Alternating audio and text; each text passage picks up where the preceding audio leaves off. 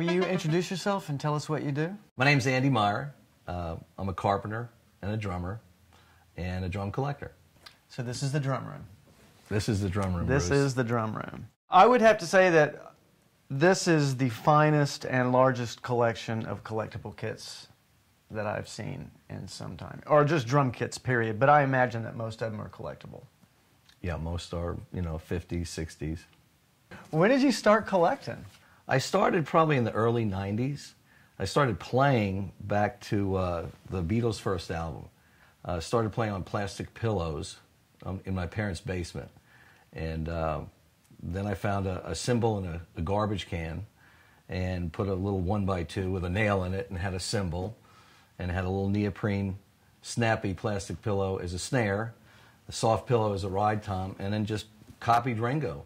Was it the cymbal that drove your parents to get you a real kit? Once you started making not just pillow sounds, but real drum sounds? I could actually play the pillows. Actually, one was a boat cushion that really sounded like a snare drum. I really started putting together the beats, just mimicking Ringo stuff. Taught my dad into a set of cheap drums to start. Is there a reason why most of your kits are from the 50s and 60s? Pretty much the manufacturing techniques on the finishes they weren't EPA regulated. And so a lot of these finishes you can't reproduce because of all of the, harsh, toxic materials. Right. A lot of them, if you can get the finish in good shape, it's better than getting a new set with a retro finish or a reproduction finish.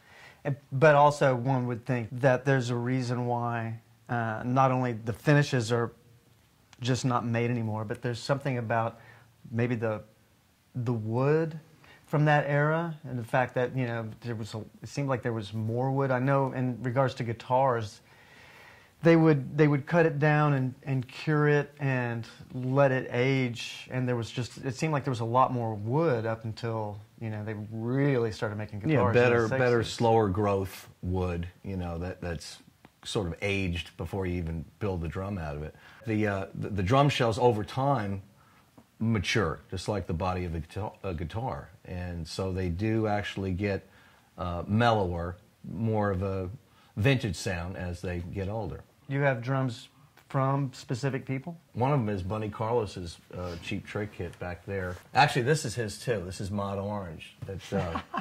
That was the color played by John Densmore of the Doors. You found these pieces either as a kit collection, or in pieces. I assume that not all of them are in perfect condition. Most of the kits, I've been real fortunate in getting ones that were 8 out of 10, 9 out of 10, almost, as good as you can get. Pretty much tried to do that so I didn't have a set that I wish I had one a little bit more perfect.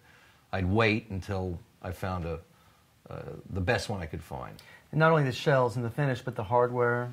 Hardware too, because the hardware pits and corrodes. What about wooden hardware? Do you have any older drums with wooden hardware? I've got some old Slingerland rolling bombers. They're from World War II. And there was a 10% rule where any non-war items could only have 10% or less metal hardware on it. So I've got an old set of drums where from probably 42, 43, and all the lugs, all these tension lugs and whatnot here are actually made out of rosewood. And the drum hoops, the actual steel hoops that are with the 60s and all the rest, are maple hoops. So yeah, there's quite a bit of drums that have wooden components. Did you initially start finding whole kits or just pieces and started assembling the kits out of those pieces? Pretty much I went for whole kits, yeah, because it was too hard to get the finishes to match if you'd piecemeal it. Eventually, when I would get a whole kit, most of the time they didn't have a snare drum, a matching snare drum, because it was very popular to have a steel snare drum, sure, and not the matching finish. So later on, I've tried to fill in the snare drums that were missing, but whenever I could get a whole kit, I would buy a whole kit. You started all this kind of when when the computer, when eBay started. Just started. Just started, and so there was a lot of stuff just being discovered and just being put up for sale, and you know, and a pretty nascent thing that nobody even really knew how to access. So if you got into that pretty early as well. Correct, and actually, I can tell you what my first kit is. It's that one right there. I can't believe it. It's a Blue Oyster Pearl Ludwig drum set. That was my first one. How many full kits do you think you have here? I don't know.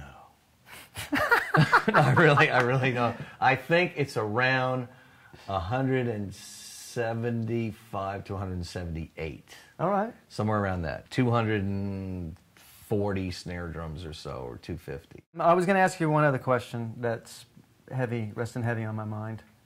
What color drums do you think sound best? Blue Sparkler, remember? No, it's funny. It's funny you asked that, Bruce, because Vistalite, the clear Lexon drums that Ludwig made in the 70s, I think Mr. Ludwig knew someone at GM, at the Corvette plant, and had mentioned this idea of wanting to work with clear drums, and I believe that's how that came about.